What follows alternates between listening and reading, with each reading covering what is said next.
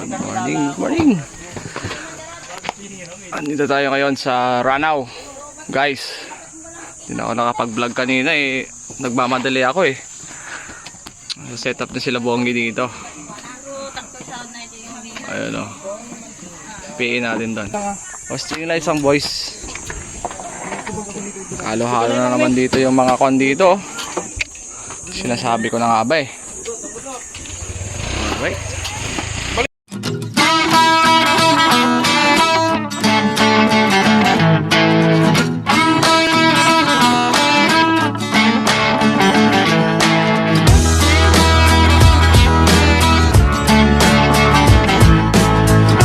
Alright guys, so hindi kami nakapag-vlog ng maayos guys kasi ano guys, no problema ho namin yung kuryente.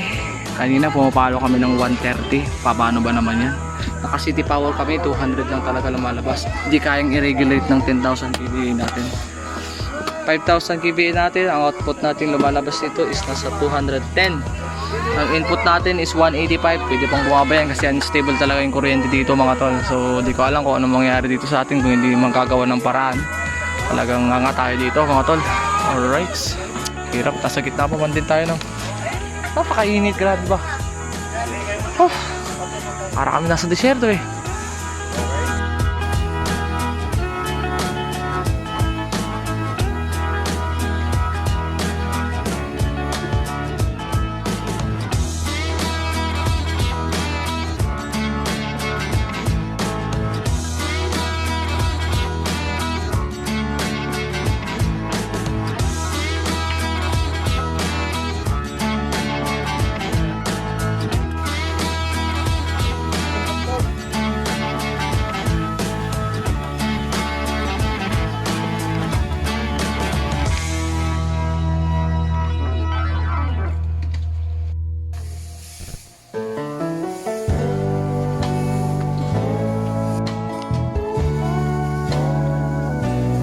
Pwede mo na.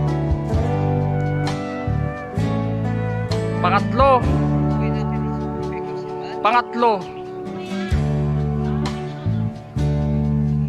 Pindutin mo yung ano, palit. Pinakadulo. Yan.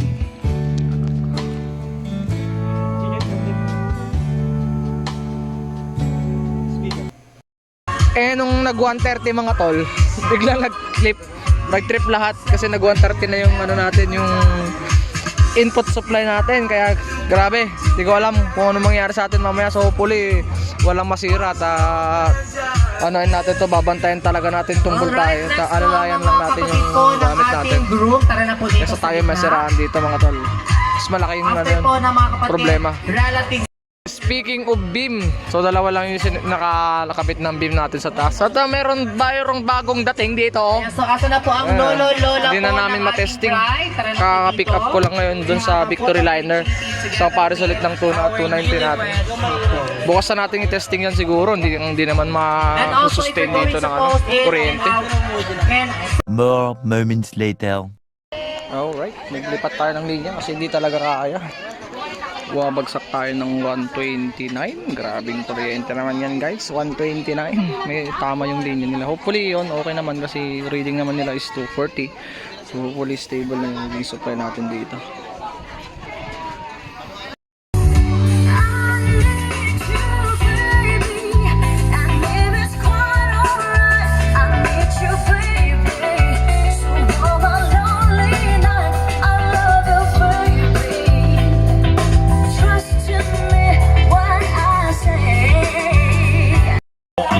Sorry, baka maka-copyright tayo dito.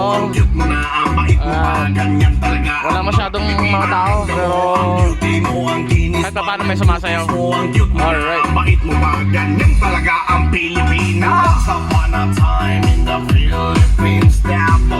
Eh, walang ganap mga boss. Tambay-tambay lang kami.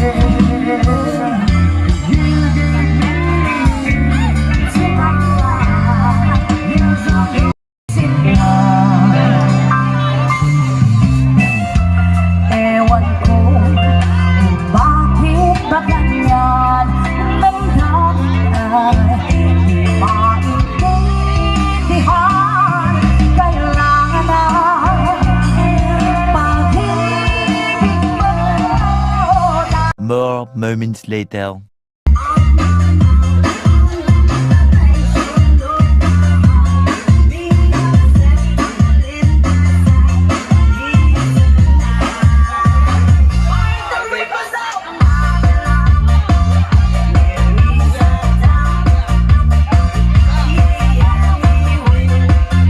One hour later. Time check. 2:52 AM at maglo-loading na kami ng aming mga kagamitan dito guys. Alright. Mga boys.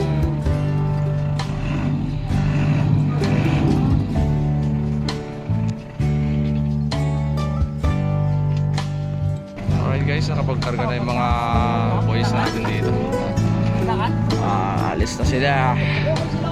Kami, ako naman dito na, maghihiwa-hiwala na kami dito.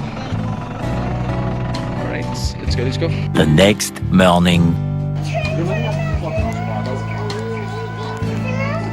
Totoo kami natin sa kami, Brad.